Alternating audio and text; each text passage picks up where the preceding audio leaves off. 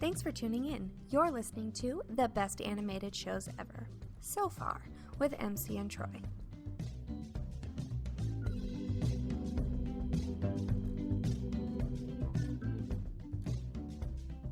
I'm Troy. And I'm MC. And this is the best animated shows ever. So far. Where we watch, discuss, and rank every animated show ever, eventually. And Rob joins us back here today. Hi, I'm Rob. I'm Korg. Hi, I'm Korg. I'm Rob. So good. I want a Korg movie. Korg and the Silver Surfer team up. Ooh. I would watch that. I mean, just Hey, put Korg in anything and I would watch it.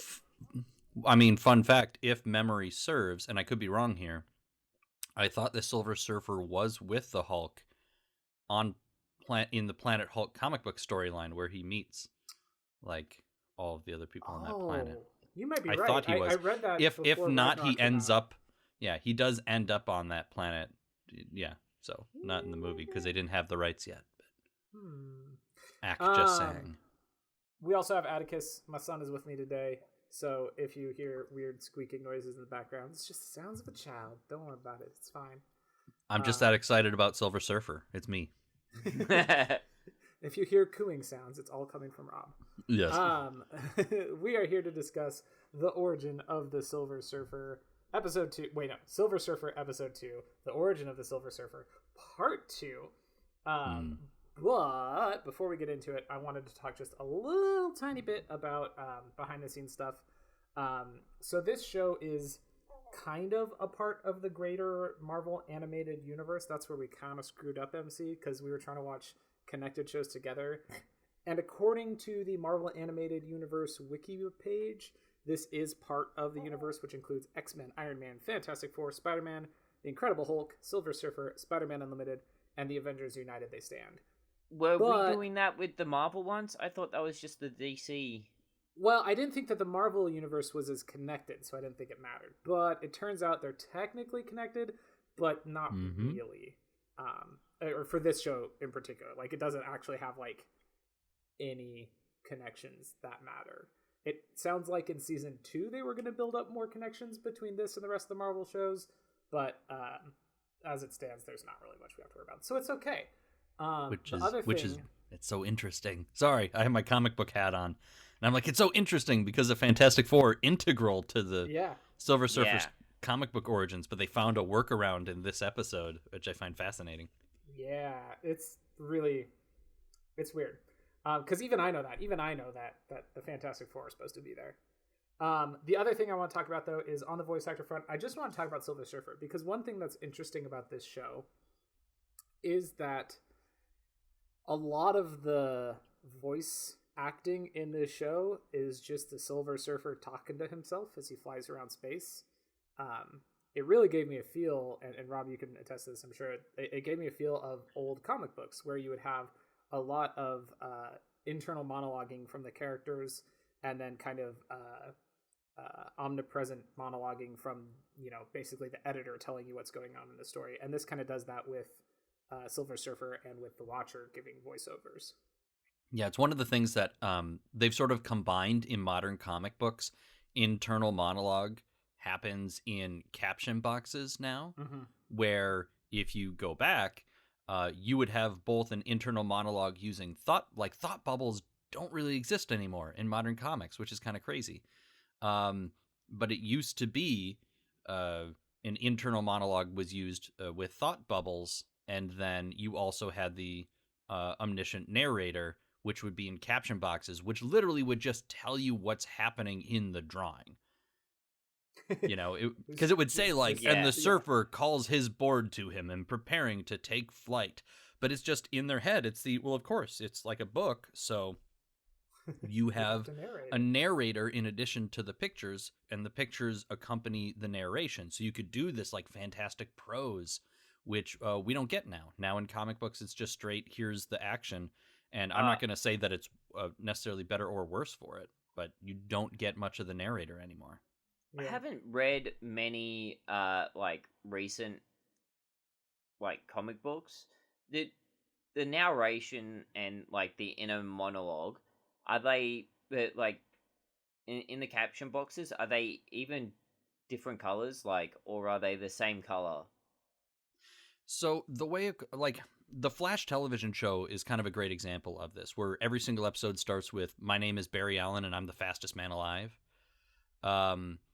That's how a lot of comic books have been, we'll say really since like the 90s and certainly into the 2000s and into today, is you'll take a specific character often, and that character will be your narrator for that episode. So if you picture like your favorite television show that's an ensemble show with a cast, and they're like Star Trek Deep Space Nine, and we're going to follow Cisco for this episode. So all of the Omniscient Narrator is actually Cisco, and that episode is called In the Pale Moonlight, and it's very, very, very, very good. Yes. Yeah. And you'll and you'll see they'll usually do something to the text box, either use colors that are indicative of the character, or sometimes it'll even have like a little emblem in the corner of the box.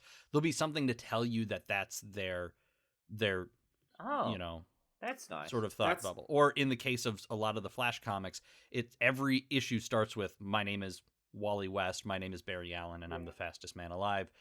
And so it's almost one of these, and here's what happened to me today kind of thing. But they sort of guess how I got into this situation. Exactly. You saying the emblems reminded me. That's what I've seen most, I think, in recent comics, both in like X-Men stuff and like Batman family stuff. I feel like, as I've seen the thing where they do, Robin's got a red text box that's got the little R in the corner. Yep. Yeah. But instead of thought bubbles clogging up the artwork. The thought bubbles, though, I think, I don't know. I think that's probably a good shift in general, but as a little kid, like, thought bubbles made so much sense to me. Like, oh yeah, like just visually, like, oh, this is like they're saying it, but in their head. I get it. But the thought bubbles more often than not are them narrating the thing that they're doing. Yeah. Just which like is older. Exactly what this show does, where it just has Silver Surfer wandering around space going, I'm wandering around space. And he finds a planet, and he's like, this planet is one I've just found. But that also harkens back to older cartoons. Like, it's a thing that we sort of lost in the age of, which came out actually earlier than this show, but like Batman the Animated Series you don't hear like, if I can just reach my utility belt, like you don't get that. You just see him struggling and then he pulls a lockpick out of his glove or whatever. This harkened back to that you go pick an episode of the Batman Animated Series and record a Batman internal monologue track to lay over it, because I would watch that. It's going to be very dirty. Oh God, I thought I liked Batman, but he's terrible. No. Yeah, exactly. Pick one with a lot of Catwoman, Selena Kyle. You just make it real dirty. I thought you were going to say Batgirl, and I was like, no, the DC movie universe already did that. It was awful. Yes, they did. Or just very racist, because he is a rich white man who is like, I have all of this money and a need to solve basic crime in this large city. What am I going to do? I know. I will spend millions and millions of dollars on my own cool car and my own cool stuff so I can run around and punch people in the face. I will punch crime. And then... Hey, I want to make a shirt. MC, remind me to make a shirt that just says punch crime! Exclamation. Punch crime. Okay. In like a super chunky comic book font. Yeah. And also, my suggestion... Remind me. Of a shirt that just says Barker in both English and Japanese. I forget what the joke was with that. I remember you explaining it and I was really confused. Barker it is the Japanese word for like stupid, silly, foolish. Okay. Yeah, I just want to walk around with a shirt that's announcing that I'm stupid on it. Got it. Yeah, we'll make both of those. Hey, go check my Twitter page and there'll probably be links to find where you can buy those. All of this started because I want to talk about Paul Asimbre. This is the problem, is I don't try saying the names out loud before we go to record, and then I'm like, Paul, got it. Paul, Paul, cool. Paul, and then I read the last name. Essiebre. MBRE. Asimber? Asimbre? Anyway, Paul's the voice of the Silver Surfer. He also plays Swordsman on the Avengers United They Stand. Rob, can you give me 2 sentences on Swordsman? Oh God. The Swordsman was okay. The Swordsman either trained Hawkeye or is somebody who trained with Hawkeye back in his Circus of Crime days. Okay. Does he just use swords? He's just really good with the sword. He likes the swords, and it's like Silver Surfer. Paul Asimbre. Listen, Paul Asimbre was like, my last name's a little difficult to pronounce. It's confusing for people. So I'm only going to play characters with very straightforward names. Silver Surfer is silver and he rides a surfboard. Swordsman is a man and he uses swords. Done. End of story. That's it. IMDb lists a couple of things before this, but according to the Marvel Animated Universe wiki page, this was his first acting role. Which is kind of nuts. Like the title character in the show. Good job, Paul Asimbre. But yeah, I just want to give him a quick shout out because most of the voices that we hear in this show is good old Paul. That's true. Yeah. Most of the voices is in he does most of the characters, or just that the majority of the dialogue in the show is Silver Surfer internal monologue. It's Silver Surfer internal monologue. Which is the planet. That's strange. There's people on this planet. I guess I'll feed them to Galactus, but I feel a little bit bad about it. Weird. Yeah, which is indicative, again, it's very reflective, rather, of the comic book. Yeah. Like, he's such a tragic character. He spends most of his time being mopey. Let's make a sketch where Silver Surfer and Batman sit in a room together and mope, and it's just silence. Except Batman's crying into wads of cash. Yeah. I was just imagining that they both grunt every once in a while. No. Here's what it is. It's Batman looking all grim and stuff, handing Silver Surfer $100 bills to cry into. There you go. Yeah. Which the Silver Surfer then uses his transmutation ability to turn into gold, but or he turns it into an actual tissue and then blows his nose with it. Yeah. Let's talk about episode 2 after these messages.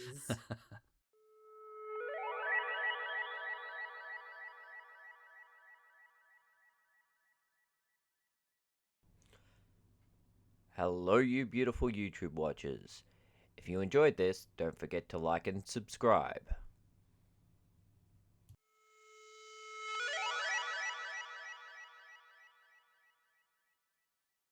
That was fun. We went in weird places with that one, which was good because all I had was like, anyway, this guy's the voice actor.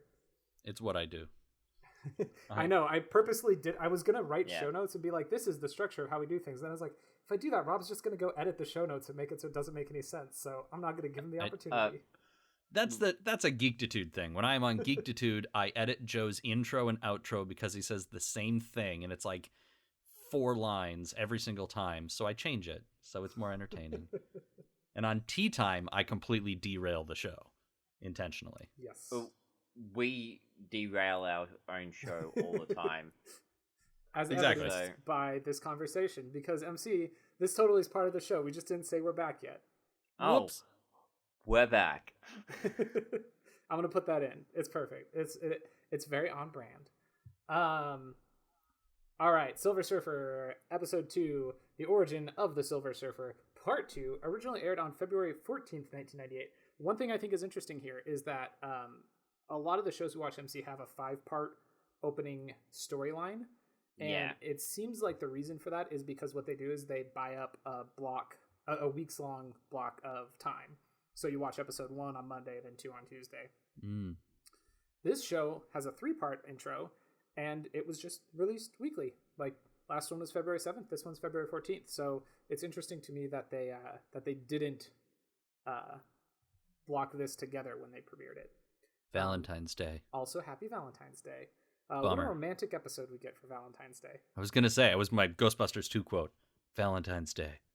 Bummer. Hey, I'm going to derail this already. Rob, have you played the Ghostbusters video game by any chance? Yes. But not the remastered version. Yes. Okay, cool. That's all I needed. Yeah. they released the remaster for Switch, and I'm like, I kind of want to do that, but it's fun. Yeah, Okay. you'll by the end you're ready to be done with the game, but it's fine. But if you're a fan, like it's considered pseudo canon as the Right. third movie because written by Dan Aykroyd.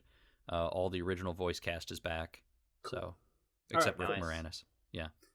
Now I just have to wait for my small town GameStop to ever get a copy of that game in. Until then, I'll have to pass my time by flying around space and looking for planets for Galactus to consume. Yes, but Well, only first- after a very lengthy recap of the first episode Yeah. by Uatu the Watcher.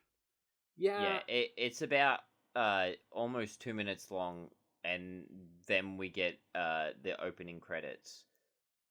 Which again, I love that music. Like it's so inappropriate for a kids cartoon, but it's so dramatic. it's so dramatic, very epic. So I just have to tell you guys, I already got the pop up that we're running out of time on our Zoom room. That's fine. So Surfer's flying around. He does have wormhole technology. I thought it was just that he went real fast, but he actually uses the power cosmic to like make gates for himself and flies around. Yeah. Well, I mean, And- if you're moving faster than the speed of light, are you not effectively bending space-time? Yes, that silence, that silence is what we call science. But here's the thing: is that what he's doing, or is he creating his own wormholes to travel through? Because those are two different concepts. I guess They the very much question are. is, does he move very fast from point A to B, or does he move instantaneously from point A to B? I think if he opens his hand and you actually see a wormhole open up, then Well, there's this like green tunnel thing that happens. Is that just him going into like super speed, or is that actually a wormhole? MC, if you go into a transporter, does it clone you and kill your original, or does it actually move you to a new place? he is capable. Let's say it this way: he is capable of traveling faster than light and surviving going through a wormhole in order to take him across space. So Yeah. whichever it is, it's a thing he can do. Here's the fun thing you don't know, Rob. Is But he's MC sad really wants about it. He really wants to yell at me about transporters, but we're actually recording a different podcast later today talking about Star Trek. So he can't yell at me about transporters now because he has to save it for yelling at me about transporters when we're actually talking about Star Trek. And it's torture. The Silver Surfer would have he's been an amazing taunting me. guest character on either the original or Next Generation, or Voyager. I don't see him super as a DS9 kind of character, but he's definitely one of those like the exploratory. Yeah, where You know, you know is it Enterprise would have IDW been that it. has the Star Trek license? I think. Maybe it's IDW. Say that again? Is it IDW that does the Star Trek comics? it may be. It's jumped around a lot. Well, whoever does them now loves doing crossovers. So, Rob, get a spec script together and send over, because they've done Transformers, they've done Doctor Who, they've done, I think they did an Alien vs Predator vs Star Trek. I think they've done all kinds of weird crossovers with them. Yeah, I mean, I know Alien and Predator are over at Dark Horse, and Maybe they it is did a Dark bunch Horse, of crossovers because you got a lot of Predator and Alien with Superman, and there's a Green Lantern Alien crossover book that I really liked. But yeah, you don't see a ton of Silver Surfer crossover with the space properties. But just like here, where like, because even at the beginning, right, where he's confused about his origins, he's waxing poetic. We get that intro of that interior monologue after we get the Watcher recapping everything, which is where in my notes I brought up, we talked about it last episode, of if it would make more sense to actually start here with him waxing poetic and not really knowing about his origins, because it feels like that'd be a strong sort of starting point. But yeah, I mean, that sort of thing works well in a Star Trek-y universe. But Yeah, I said that to bring it back around to the start of the episode. Well, back at the start of the episode, Yeah, there we go. He approaches this like planet, and it's full of technology, and he comments on that, and he waxes poetic about this strange planet full of energy, and he enters the space, and all these alarms start going off, and there's these massive guns that are following him, and it's like we get to see a race of like lizard people, I guess. Mm-hmm. They kind of look like the main bad guy from the Mighty Ducks animated series. Okay. Is that not a common reference point for people? Yeah, I haven't seen it in a while, but I do know exactly who you're talking about. I believe he's a dragon man named Draconis. Yeah, so he's Draconis. What you're saying is Galactus could either use his giant machines to destroy the planet, or he could fire pucks at them. Yeah, that would be totally effective. Okay. I'm putting that on the list for next show, MC, by the way, because I watched the first episode. Oh man, I want to talk about it. Yeah. So Silver Surfer, he sees this planet. He's like, it's ripe for Galactus to eat this beautiful planet full of people. Let's just send the signal out. Even though I feel kind of conflicted about there being entities on this planet, let's get Galactus here. And the planet decides that, you know what? We don't like that. We're gonna fire a big gun at you. Which does not bother him really in the least. It interrupts him, but it doesn't hurt him at all. And he's like, you guys realize this is literally nothing to me. He just slowly soars by and destroys all of their guns. Mm-hmm. Oh yeah. He blasts through the massive laser shot that they shoot at him, and then he just destroys all the guns, and he's like, here's Galactus coming. Anyway, thanks guys. He's like, and then Galactus and flies away. Yeah, and then Galactus shows up and starts eating the planet, and all the aliens are like, peace, we're out. But this is super fascinating to me. Do you think they made those aliens look sort of like monster lizard people to make us a little more sympathetic? Because at this point, the Silver Surfer he's our show's protagonist, but he is not a good guy here. He is the bad guy in this situation. Yeah. But they made the first planet he goes to a planet full of guns. With full of guns and scary lizard monsters. I was thinking the same thing. I was like, man, if this was a planet of Furbies, we would feel so bad about it. But because they're weird lizard monsters, our primate brains are like, no, it's fine. Go ahead and get rid of the weird lizard people. They scare you. So should it have been Furby people? Again, knowing that it's for kids and stuff, but if you were to remake it today, knowing it's for kids, I don't think you could make it the planet of Furby people. I think that would be too dark for kids to deal with. Yeah, I think. Go ahead. Maybe something in between Furbies and these lizard people. Well, that's just might humans. have been. Humans are the exact same point. No, Furbies and lizard people. A planet full of baby Yodas. Don't you dare! How? What? Well, they're green, so they're kind of they're aliens. No. They need to be tall. They need to be tall because if they're short, everyone's going to be thinking of kids, and and that's not good. They're gonna be short. They're gonna be plump. They're gonna have stubby legs, so they can't really walk anywhere. They kind of have to waddle sideways to get places. Ewoks? Yeah. Ooh, it's Endor? Ewoks would work. Yeah.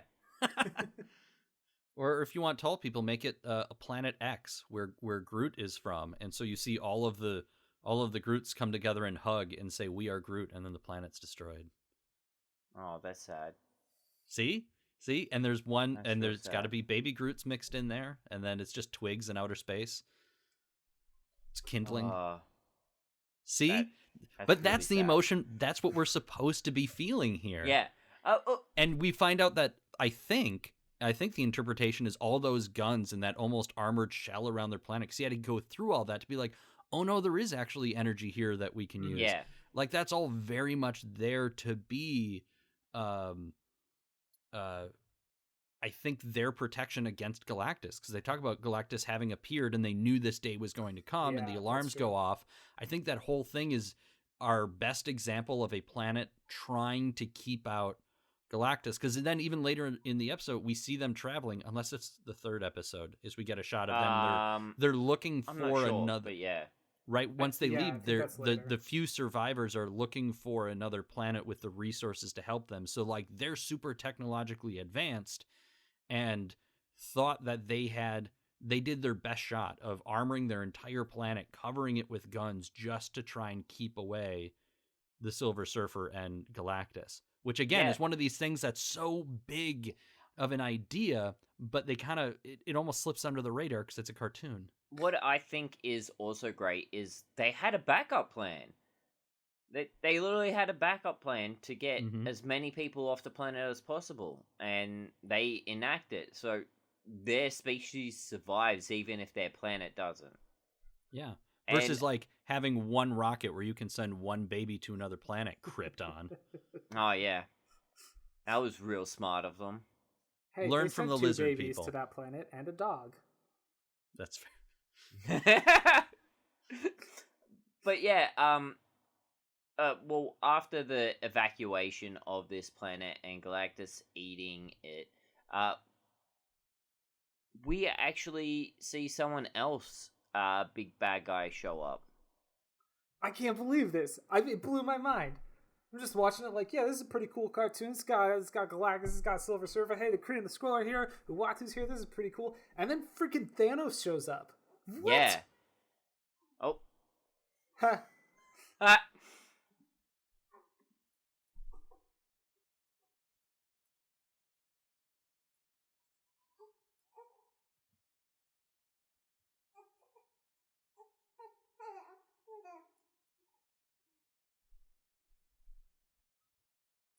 That was hilarious.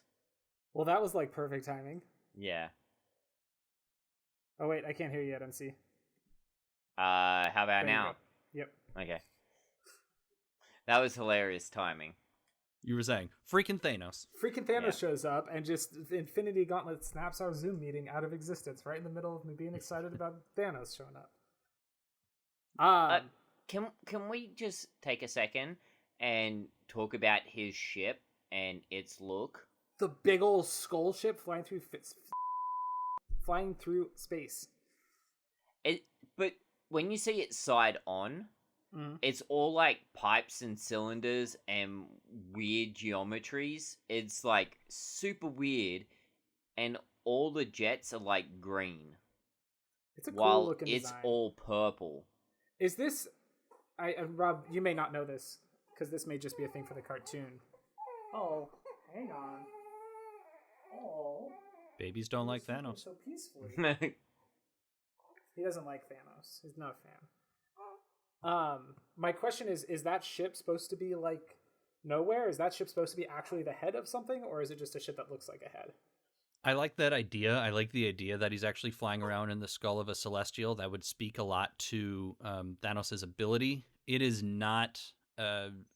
it's clearly designed for the cartoon to show you he's a bad guy.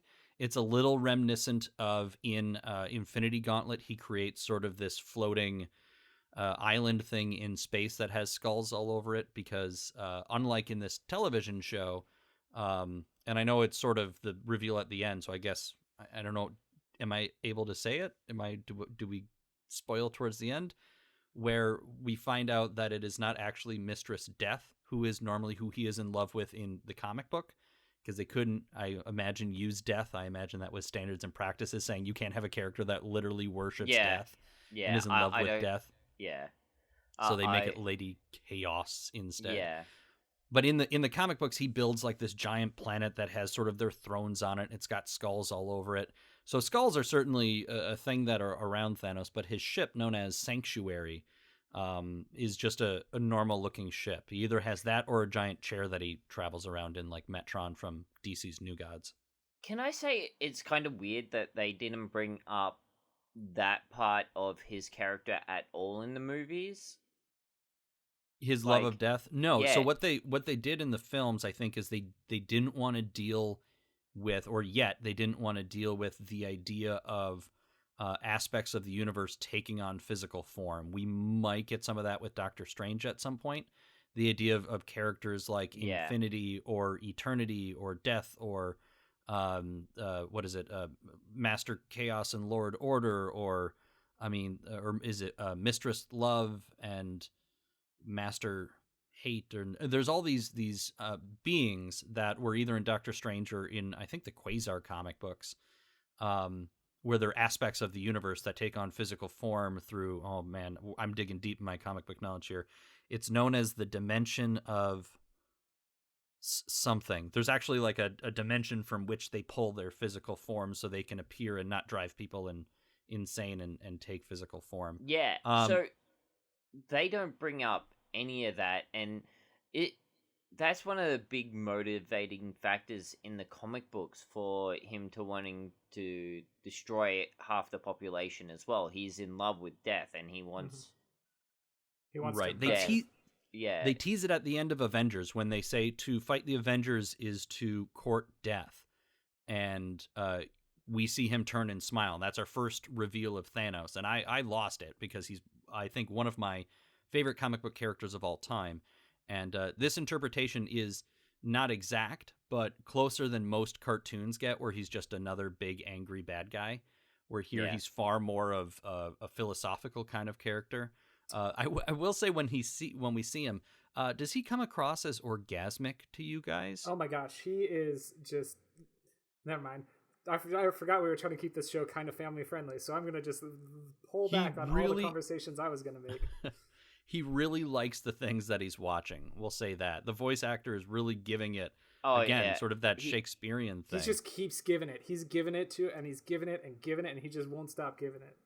Well, he's getting it. I'll say I think he's getting it, is what it sounds like. He really gets it. I think there might have been someone in the room with him when he was doing his lines. You know, just. So it was Lady Chaos. It was right over there. Right.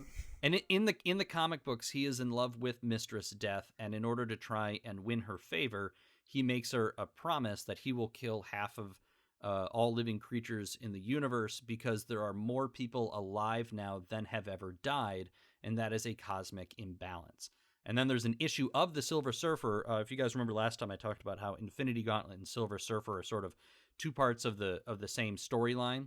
Right? There was the Infinity Gauntlet, which you can buy as a trade, but then the issues of Silver Surfer served as sort of the in-between stories. And leading up to Infinity Gauntlet, he encounters Thanos, who gives him this big speech, which they ended up using for the movie, which is the speech of, we have to control the universe growing out of control, and so we have to go and take out half of all life. And it's up for debate in the comic book sort of community whether he actually really means that, or more likely he's using that argument just to try and get the Silver Surfer off of his back. And then in the movie, they make that actually his thing. Really, he wanted to do it to win a girl that doesn't like him. Like, that's always his whole thing, is he is in love with this physical embodiment of death who will not give him the time of day. And so he goes and commits genocide over and over again to try and appease his mistress, Death. And in here, we definitely get the idea that he really likes whoever it is he's talking to. Oh, yeah. Yeah, there's a lot of this episode is Thanos. It's not quite monologuing because he's clearly talking to someone, and he's like acting as if they're talking back to him. Like, he'll respond, be like, "Oh, I agree," but it's kind of weird how that plays out, and I guess it just serves to make him seem like he's totally nuts. Is mostly the impact of the way that he converses with Lady Chaos in this. Again, it's very weird for a kid's cartoon. Yeah. So he's observing, and what he sees Silver Surfer. Silver Surfer goes to Galactus, and they have a conversation about like, hey, Galactus, why do I do this? Why do I help you like slaughter millions of people? And Galactus is like, don't worry about it. Galactus is like, I never have I fed so well since you joined me, which leads into the why do we do this? Why you eat people, and why do I help you eat people? One of my notes is I have Galactus's sounds like me after a huge dump. That's one of mine, because he's just like Well, I think that's the only reason that he doesn't like punish the Surfer further for asking questions, because he's so like full that he's just like, I can't deal with this right now. Just listen, you're asking a lot of questions. Just go find me another planet. I'm gonna take a nap real quick. He's like, you're so restless and always like asking questions, and then there's a line in here. He says, I thought, unlike myself, lesser beings could be content. Yeah. And I was like, oh man, that is like such a BS sort of line for like this massive godlike creature to have, because no one's ever content, He's ever. basically saying, like, only I could have problems. No one else in the universe Yeah. could possibly have problems. But it's an insight into his character, though. It's an insight into his, because they paint him as this person who just doesn't care because he doesn't pay attention, because he just assumes he's above it all. Yeah. And I actually find that kind of interesting. It's sort of he's the adult, right? Surrounded by kids. So if you're a kid watching this, it's the parents who are like, you're a kid, your opinion doesn't matter. Yeah. You know, you can't actually have problems. You're not actually upset about this because it's not a problem. Hey, Rob, way to make this make me sad again. Good job, buddy. Oh, you want to be I'm really peeling sad? back the layers. I'm peeling back the layers. You guys really want to be sad? Galactus Yes. hasn't even finished eating this planet yet, and he sends the Silver Surfer off to find another planet because he knows as soon as he's done with this planet, he's going to get hungry again. Yeah, never have I been so satiated. But also, I could really go for a Big Mac. So if you want to just do like a quick run, that'd be great. Maybe pick up some Takis along the way. That'd be great. And I don't know if it's in this scene. It's a note I actually have for the third episode, but it's that Galactus sure does laugh a lot. Yeah. Well, Like whenever he's talking to the Silver Surfer, no, he laughs way, like, let's put it this way. He doesn't laugh in the comic books. He's this giant godlike being, and in this one he's always like, oh, you. Yeah. Oh, he's Silver chuckling. Surfer. Oh, come on. He's chuckling at the Silver Surfer. Oh, well, at the expense of the Silver Surfer, essentially. Yeah. But just it's weird how much he laughs. Like, I don't know. If that's just to make him seem more evil, I guess. I think, it's maybe just an evil guy thing. Yeah. Well, we get our second scene with Thanos right after the conversation with Galactus, and he causes a supernova to happen. So Thanos' plot here is he's like, man, Lady Chaos, check out Galactus. If we could control Galactus's power, then we'd be unstoppable. And I can't beat Galactus right now, but oh man, look at that Silver Surfer guy. I can totally beat that Silver Surfer guy, easy peasy. And if anyone's going to know Galactus's weaknesses, it's him. So zap, and he zaps Silver Surfer and sends him blowing away like a speck of cosmic dust. And he wakes up next to a planet, which he's like, oh, sweet, I was just looking for a planet, and then I happen to wake up next to this planet. That's perfect. Yeah, I like it. I like that plan though. It's showing Thanos as a manipulator because he doesn't ever, like, despite being massively powerful himself, if he can stand to not get his hands dirty, he won't. Like, it's kind of, I guess, sort of a bad guy, you know, a big boss trope, the big bad trope of sending the minions, but he's like, it's not a use of minions here like it is in the movies, we'll also say. But it's the idea of I'm going to create a supernova in order to blow you in the direction of this planet that I think can hold you long enough so that I can get to you and act like a good guy to you, like I'm there to help you and save you, and then turn you against your master so that I can try and learn more about both of you. And I dig that sort of manipulation by Thanos. Yeah, and essentially, when the Silver Surfer wakes up after being blown off into space, essentially, near this planet, he flies down to the planet and he's like, oh, it's so full of life and there's no sun around here and all this other stuff. I started getting red flags right then. Yeah. I'm like, I think I know what this is leading to, but let's keep watching it. And in the end, I was heading in the right direction. It is this planet is what I think it is. But we can come to that when it's revealed later. But essentially, this planet is a trap for the Silver Surfer. So. Yeah. Well, the planet starts fighting back against him, right? He's just cruising around checking out, and suddenly, like, lava starts shooting up at him and stuff. Yeah, as soon as he arrives, the planet essentially says no escape, and then starts firing volcanoes at the Silver Surfer. There's a lot of terraforming in this episode. Mm-hmm. On this, which planet. Again are if you're a comic book geek at the time, or now a viewer of the MCU, these are them throwing big hints at you. Yeah, and again, just not to fall back on it, also feels kind of Star Trek-y. Oh yeah, definitely feels. I reckon this is out of the three that I watched. This is the most Star Trek-y one. I could see Star Trek doing a planet like this. I cannot think of one where they have, but it would not feel out of place to me entirely.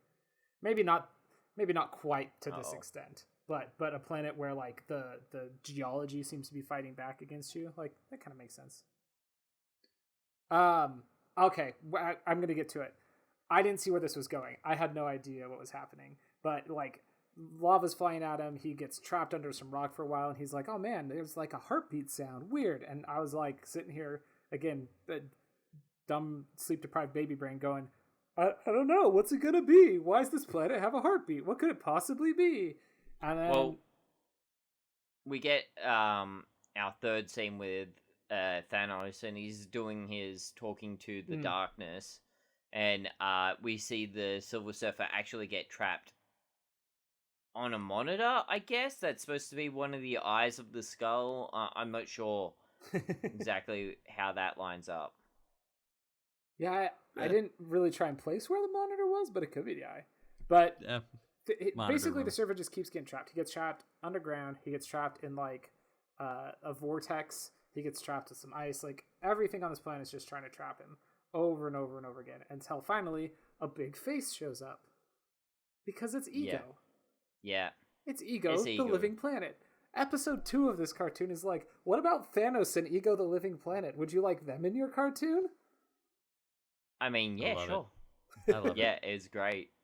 I'm not sure if like there's Ego's like a big part of like the galactic, like the like off-world Marvel universe, isn't it? Yes, what we call Marvel Cosmic. Yeah. Ego is a big player and has played a lot of roles over the years.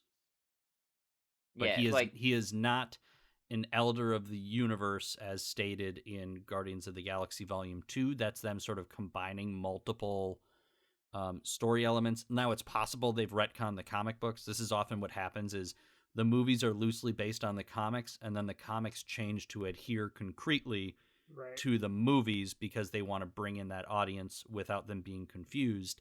But from the 90s, we'll say, in the age when this cartoon comes out, yes, he is a big living planet who can move around at will, and has played several different roles within the Marvel Cosmic Universe. Yeah. But he's not Star-Lord's daddy. No, they've sort of retconned that, and I'm not sure. Is Star-Lord still supposed to be the daddy to those two boys? Huh? The summer boys? No, you're thinking of Corsair. Okay. Who is one of the Star Jammers. Okay. There we go. I'm like... Yeah. So there's Christopher Summers, who was kidnapped by aliens, ended up in the Shi'ar Empire, and became a space pirate because that's what you do. Yep. And the Star-Lord character was another sort of random space character that didn't really exist in the comics for years until a story called Annihilation, and he is part Spartoy from the planet Spartax, and you find out that his father... Correct. You find out his father is a man named Jason, but it's like J''S-O-N, so Jason or whatever, who is the leader of this planet. So his title of Star-Lord is like almost accurate, if not actually accurate. It's almost Star Prince, yeah. But he was just kind of a generic space adventure character who, again, didn't really have a ton to do until you got to well, it was actually a 12-issue Thanos series that led into, I thought it was Annihilation, unless it's Annihilation Conquest, but I thought Annihilation, and that leads into the new Guardians of the Galaxy comic book that became the basis for the television show. Where, I mean, that's super, super tangential stuff. Yeah. But yeah, Ego's been around for a long time is the main thing you need to know. Well, here's the big thing. I want more Marvel Galaxy stuff happening. The cosmic stuff. Yeah. Yeah, all the cosmic stuff. I don't care if it's movies or TV shows. I want more of it. After watching this show, I'm like super on board with Yeah. Marvel Cosmic. Like, give it to me. This is good. Good. Yes. So Ego's Spread whole the plot word. is Ego's plot here that he's lonely. No. Doesn't He ask? just is. His whole thing is like, stop bothering me. Yeah. So what happens is Silver Surfer gets trapped on Ego, and that's Thanos' plan. He's gonna go there and capture the Silver Surfer. But while that's happening, Galactus is like, "Oh, I've finished this planet. I'm hungry again. Let's go find the Silver Surfer isn't talking to me. Right. I guess I'll just travel off in this direction for a while." I'll just wander. Yeah, and then we cut back to I'm pretty sure Thanos rocking up on Ego and being like, "Hey, Silver Surfer, do you want to know who you are and what's going on? This is the planet Ego." Yeah. And I've sort of made him capture you. Well, I think what he's saying here is he doesn't know who Norrin Rand is, or that Silver Surfer is Norrin Rand yet, right? Yeah, Or does he he? doesn't. Okay. No, this is... But he's saying, before basically Thanos is saying, like, I can help you figure out who you are. Yeah. Okay. The way that Thanos got defeated here confused me, but now it's starting to make sense. Things are clicking into place. So, basically, he's like, if you help me out, I'm going to help you know who you are. And they rock back and forth with each other. I'm not going to help you. I'm going to help you. I'm not going to help you. And then Thanos, like, zaps Silver Surfer in the brain to find out who he is, right? Yeah, he goes into his memories, essentially. Okay. I didn't know that was one of Thanos' powers. I didn't know... I think Yeah, Thanos, he's one of those great memories. characters where his powers are whatever you want him to be. Yes, very much so. He has pretty much any ability that Jim Starlin wanted him to have. The movies super powered him down by just making him like really strong, and that's kind of it. Hey, he's real good at spinning a sword staff thing, though. Too.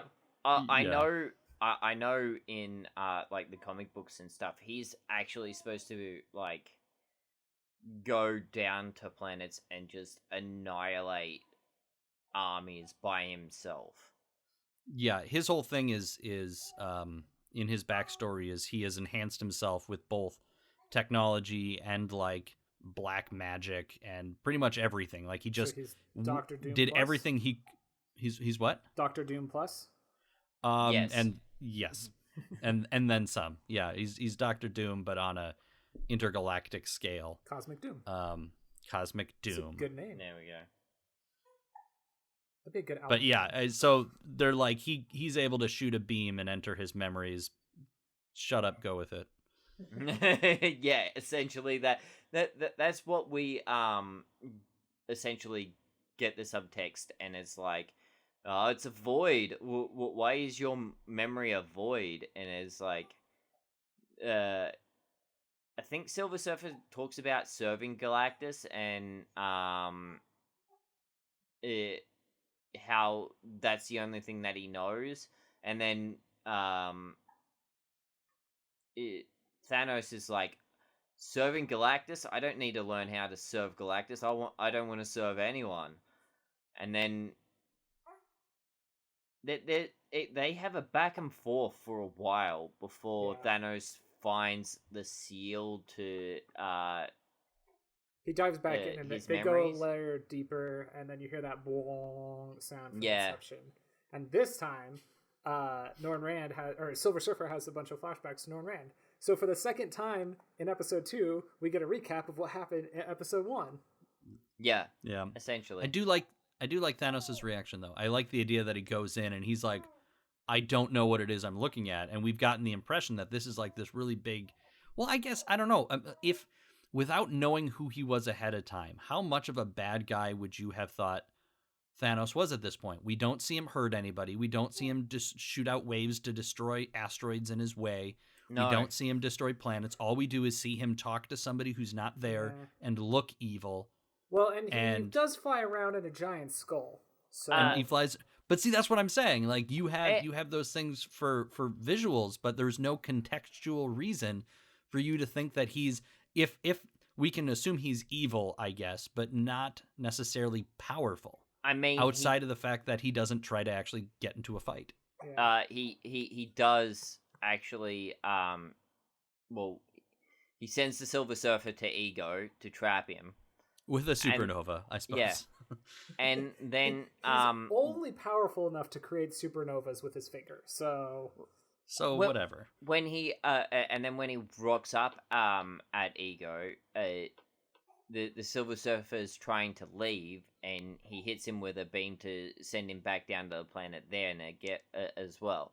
So he does technically attack the Silver Surfer at least twice. Okay, cool. But like the Silver Surfer attacks him, Thanos, from behind, and that's when the memory seal breaks, and we get this whole flashback, and the Silver Surfer being made, and something about Zenlar frightens Thanos away. I'm not sure exactly what it is about Zenlar. Yeah, it was this weird moment of like, could I benefit from this planet, or was it that he had been there at some point? Yeah, no, he had been there in the past, which is weird. Like, I think what happens is Thanos says, "You're from Zenlar. I was there eons ago." Yeah. So that we don't know how long an eon is to Thanos, and he says something about facing the shining light of Zenlar, like never again can one such as I, or something. Yeah, they're really hinting at something bigger and deeper, but they don't give you a ton of detail there. Yeah, and the way he's speaking is that Shakespearean sort of speech again, like, and it's like, oh, this is something important that's supposed to be happening right now, and I just don't understand it at this point in the show. Yeah, but he speaks with Zenlar with like reverence. Yeah, which again builds up this idea of what this planet means. Yeah, and what it must mean to, I guess, the galaxy, and the people who go there to learn. Mm-hmm. And essentially Thanos just is like, peace, and gets out of there because he doesn't want to be around the Silver Surfer. He actually he calls out to my lady, I guess. I think it is. Yeah, he says like, "Save me, my lady," or something like that, and then gets teleported away. So I don't know if she actually is somehow controlling the teleporter, or I don't know. Yeah. But he definitely should have a chin beard right in this scene. He's got wrinkles. Milady. Yeah, he says "milady." He's got chin wrinkles. Yeah, it's I know. The space version. It's close. Thanos, the space nice guy. God, he is. Well, he's doing everything to try and impress a girl. He thinks he's entitled to her time because look how devoted he is. Oh no. Yeah. Oh, you have no idea. Read Infinity Gauntlet. Yeah. Read it. Read his reactions when she rejects him after he thinks he's done everything humanly possible to make this woman love him, and she still doesn't, and he just is not having it. It's a cosmic level friend zone. which isn't a thing, but Thanos sure thing. thinks it is. Yeah. You can just be friends. It's not friends. You're just friends. So Ego's like, hey, guess what? I can teleport to goodbye, and fades away. Well, actually, he says that he's in the Silver Surfer's debt because Thanos was essentially forcing him to trap the Silver Surfer on himself. And then it's used. Like, and he's like, now that I'm free, now Thanos is gone, I can move around again. Peace, and just disappears. And then as Surfer flies away, he's realizing that like his memories are fading again. So like he remembered, but now they're fading away. But I guess the difference is now he remembers that he doesn't remember his past. Yeah. Right. Okay. He has the knowledge that there were memories that were stolen from him, so he knows that the reason he's been so confused all this time and doesn't remember his past is because of Galactus, and that's all he needs to know. Gotcha. Okay. That was another thing that like confused me a little bit, because I'm like, he gets his memories back, and then next episode, spoilers, he gets his memories back again. And so I was like, wait, but where did they go in between? But yeah, he at this point, he's like, I gotta find my master. I gotta go find Galactus, and he has like some memories, I guess, of like being in love and some other stuff. I think he just has vague memories, but nothing. Yeah. All the specifics are gone again. But yeah, he sort of pops out and goes to find Galactus, and Thanos is like, I failed you. Oh yeah, so we get Thanos and Lady Chaos, and we see that she's a statue. But then you see Silver Surfer, and he's trying to find... Not even a cool statue. He's trying to find... Sorry, I'm just saying, Lady Chaos looks dumb. Mistress Death looks awesome. Yeah. It's a woman's body in a robe with a skull face, and... I'm going to read straight from the fandom wiki here, because the way they put it is good. Silver Surfer passes by a ring planet. He then goes by a large gas giant. He flies through an asteroid belt. Dun, dun, dun, dun. Then... he flies around and he's like, hey Galactus, what's up? Check it out. I found a planet with more life energy than any planet before. And then you look down, and what is that? It's Earth. Well,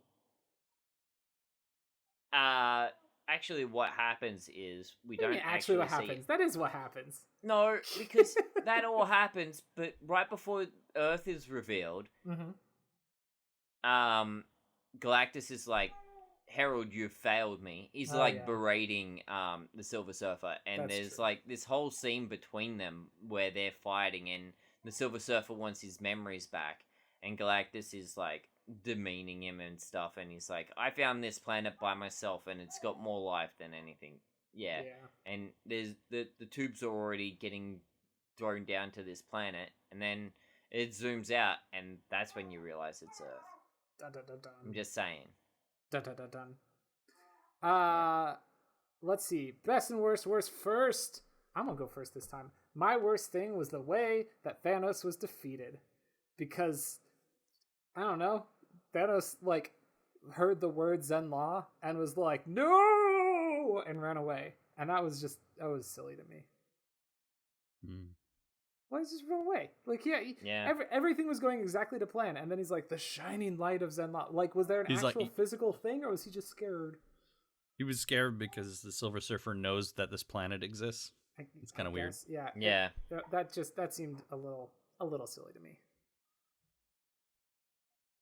Rob, what do you got for your worst? Lady Chaos. Should have been Mistress Death, and that statue is dumb. No, that was mine as well. It was a standards and practices thing. That was something I'd read on this. Is that because of that they couldn't do Lady Death because that. And I understand, but I still don't care. It's still dumb. This show has like planet-wide extinction level events being enacted by a sentient being on a regular basis, and by the way, he's being aided by our hero, but we can't say death. Yeah, it's the same way the wave in episode 1 sort of makes the Kree and Skrull ships disappear rather than explode. Yeah. MC, what about you?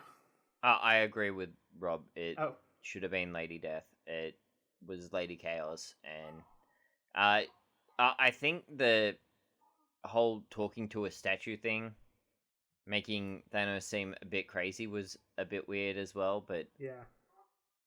I mean, I feel like that served a purpose, and at least that you're like, is this guy actually hearing a voice, or is he just kind of lost it? But it's a little weird.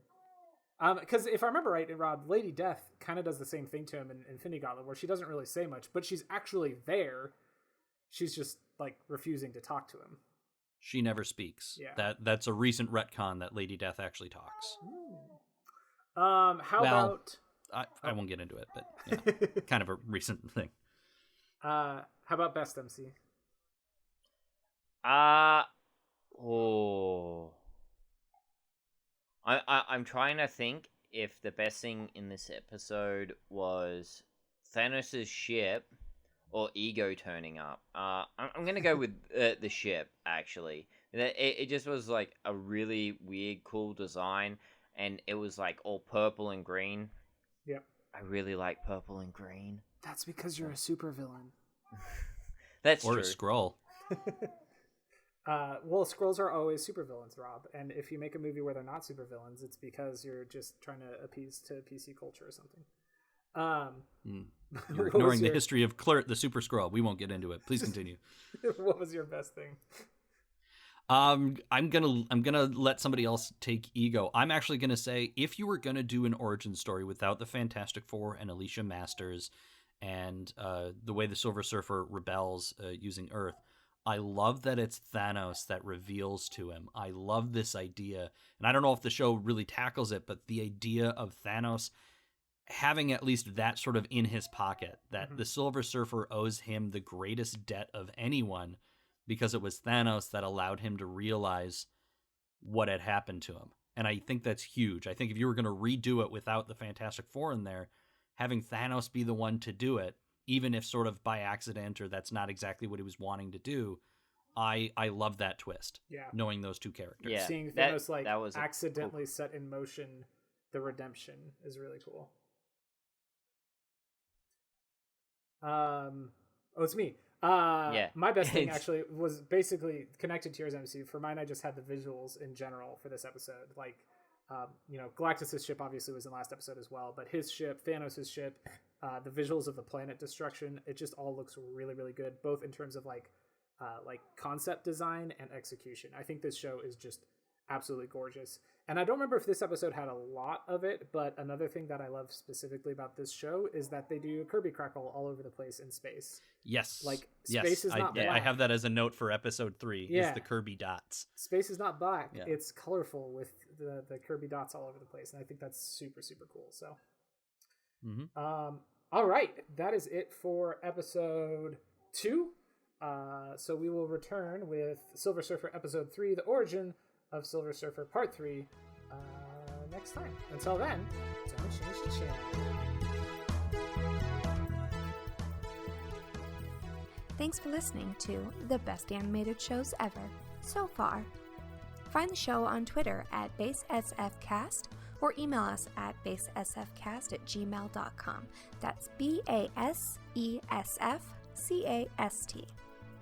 Our intro music is Funnin' and Sunnin', and our outro music is Motivator, both by Kevin MacLeod at incompetech.com, and licensed under Creative Commons by Attribution 3.0 license. Thanks again for listening, and tune in next time.